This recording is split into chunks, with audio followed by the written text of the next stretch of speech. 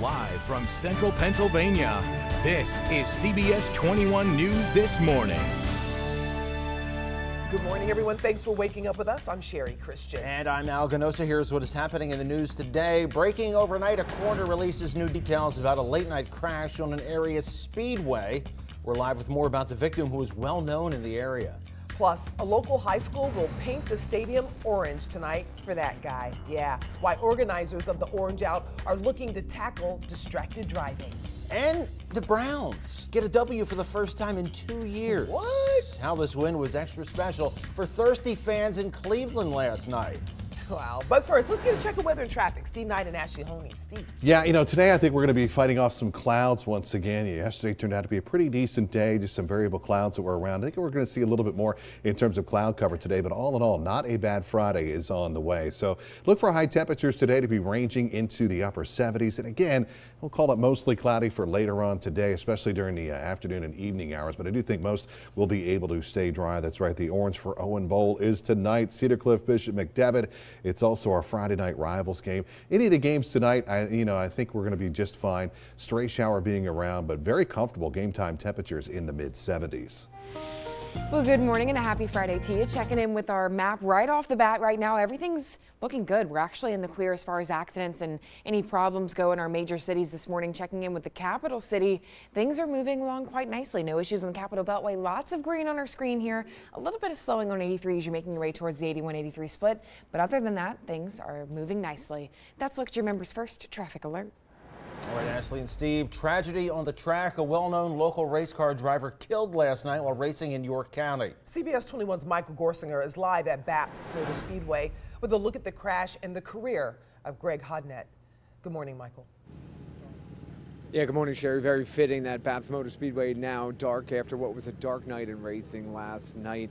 In fact, the York County coroner releasing 49-year-old Greg Hodnett's name, apparently a legend in dirt track racing, killed here last night during a race about 9 o'clock. The coroner saying he hit the wall so hard that he died on impact. Now, Hodnett from Spring Grove had a storied racing career, described to me as the Dale Earnhardt of local racing. He was the World of Outlaws Rookie of the Year back in 1993 and went on to win 20 World of Outlaw races across the country in his career, most recently taking home the championship at opening night this year in Knoxville. According to a report just released by the York County coroner, Hodnett was entering turn 1 when he lost control of his sprint car, hitting the wall at a high rate of speed. Despite being restrained and wearing a helmet, the impact killing the 49-year-old. Rescue crews did their best to cut him out and give him medical attention, but unfortunately, it was too late. The news of Hodnett's death is traveling across the world of racing. His team on their website releasing a statement saying, quote, "Please keep Sherry, his wife, the entire Hodnett family, and the Hefner racing team in your thoughts and prayers. Greg was a professional in every sense of the word and will be desperately missed." Now, an autopsy is scheduled for Greg Hodnett's body tomorrow at 8 a.m. at the Lehigh Valley Medical Center. Of course, that will determine his exact cause of death. Now, his death is making waves across the racing world. In fact, a lot of different well-known racers are weighing in on his unfortunate passing. We'll have more of that coming up at 5:30. Live in York County, Michael Gorsinger, CBS 21 News. All right, thanks, Michael. Tonight, Bishop McDevitt will go head-to-head with Cedar Cliff, but a bigger issue will be the main focus of the game. Tonight is the annual Orange for Owen Football Bowl. Students and fans will be wearing orange to raise awareness for the dangers of distracted driving. It's all in honor of Owen Brzezinski, who was hit and killed by a distracted driver back in 2011. The game is also our Friday night rivals game. Kickoff is set for 7 at McDevitt. If you can't make it, we'll be broadcasting the game on My Central PA, or you can stream it live on CBS21.com. In other sports news, for the first time in, 635 days, the Cleveland Browns found a way to win. Baker Mayfield showed them how.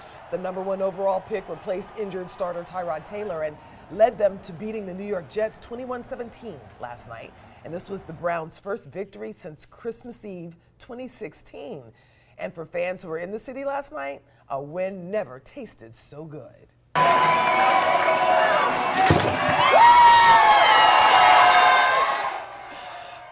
The wind cracked open the Bud Light victory fridges at bars around the city. Remember that? The beer had been locked inside those fridges for 37 days since Bud Light started its promotion. They were all opened at the same time by a master control. Cleveland police were thrilled with the win as well. They tweeted out this: "We won! Wait, oh God, the free beer thing. Okay, Cleveland, stay calm." Fortunately, it was light beer, so there was no alcohol in it. Way to go, Cleveland Browns. Congratulations. Well, a traffic alert to pass along. Tonight, PennDOT will begin a 10-day construction project on the Hurr Street Bridge in Harrisburg. Crews will remove the bridge, replace it with a new one, and rebuild the roadway. The old bridge is nearly 98 years old. We have some road realignment to do, and when it all shakes out in the end, we have a better structure in place. There will be a detour directing traffic around the work zone. PennDOT is encouraging drivers to give themselves extra time driving into the city. At least 86 people have died after a passenger ferry capsized in Tanzania. It happened in Lake Victoria when the ferry carrying hundreds of people sank. It's unclear just how many people were on board and how many are still missing. Rescue operations were halted because of poor visibility, but are expected to resume this morning.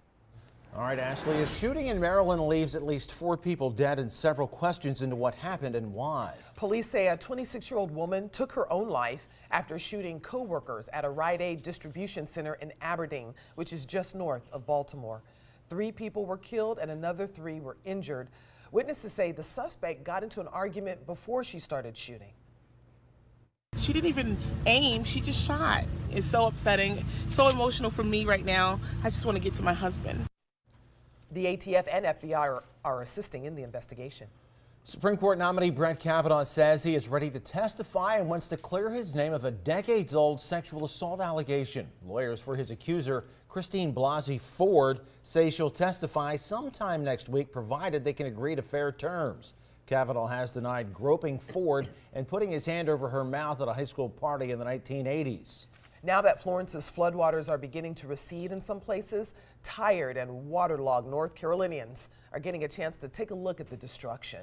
When rivers spilled from their banks this week, many were forced to flee their homes. Now property owners are picking through debris and figuring out what's left of their livelihood. Many local volunteers and organizations are vowing to help the Carolinas rebuild after the devastating storm. And this is a live look into Vibrant Church in Mechanicsburg, one of the many places collecting donations to deliver down south. And coming up, our Joe Ducey will join us live with how you can help. Well, we are just a little over a month away from the general election. Some voters may notice something different when they go to vote for their favorite candidates, the county that is implementing new voting machines, and why. Plus, more scrutiny for Pennsylvania's public pension systems, why the Auditor General says the costs are higher than reported. Well, we're fighting off some clouds here as we start the day. I'll let you know if we're going to see any showers this weekend with my first morning forecast.